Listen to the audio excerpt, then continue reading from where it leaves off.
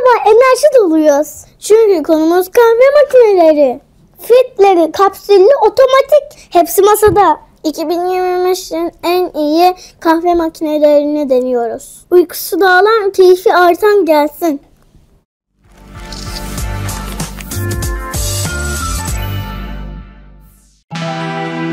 İlk konumuz Philips. Bu makine tam anlamıyla sabah kurtarıcısı.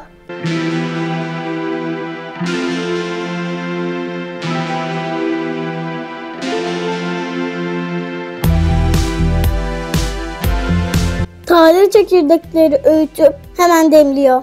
Dahili kahve öğütücüsü var. 2 bardaktan 10 bardağa kadar kahve yapabiliyor. Zamanlayıcıyı ayarla, sabah senin kahve kokusunu uyandırsın. Cam hazne ve aroma kontrolü özelliği de var. Tek eksiği temizliği biraz detaylı. Şimdi sırada kapsül canavarı makine var. Nespresso. Kapsül sevenler için birebir.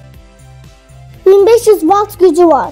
Farklı kapsül boyutlarıyla espresso, lungo, americano bile yapabiliyor. Sadece tek tuşla kahve. Her bardak için kodlu kapsülden doğru tarife geçiyor. Teknoloji sanki fincana akıyor. Su haznesi çıkarılabilir. Kapsül haznesi de otomatik açılıyor. Ama kapsül maliyeti birazcık yüksek.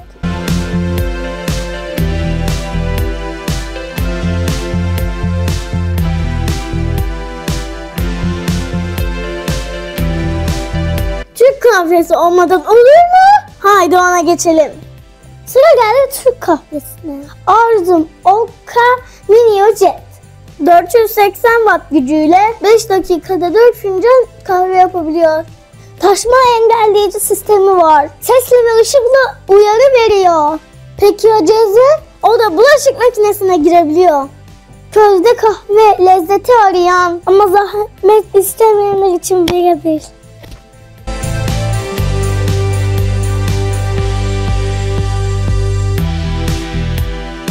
Şimdi tam otomatik bir makineye geçiyoruz. DeLonghi Magnifica. Ben tam otomatik severim diyenler buraya.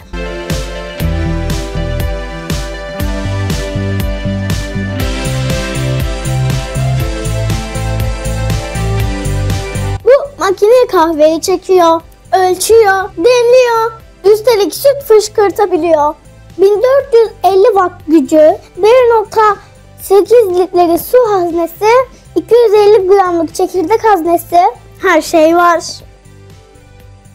Bir tek seni sabahları günaydın diye öperek uyandırmıyor. Ama boyutu büyük. Tezgahın bir köşesini ona bırakman lazım. Son modelimize geçelim. Sade, şık ve bütçe dostu. Tefal Subito. Uygun, iyi, sade tasarım. Bir filtre kahve makinesi.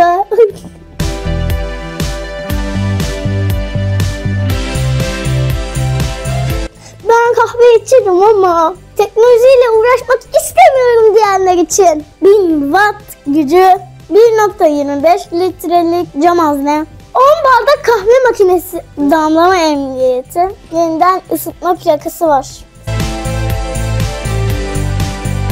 Sessiz çalışıyor. Ve temizliği kolay. Minimalist kahve sevenlere göre. Hangi moda göre? Taze çekirdek ve sabah kokusu dersen Philips. Zamansız Türk kahvesi dersen Arzum Oka.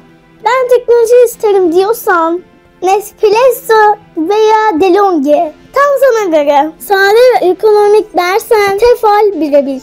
Kahve herkesin sabah anahtarlığı gibi. Hangisiyle güne geçirmek istersen karar senin. Siz hangi makineyi kullanıyorsunuz? Yorumlarda buluşalım. Bu videoyu beğenmeyi, abone olmayı unutmayın. Kahve gibi tatlı yeni videolarda görüşmek üzere. Hoşça kalın.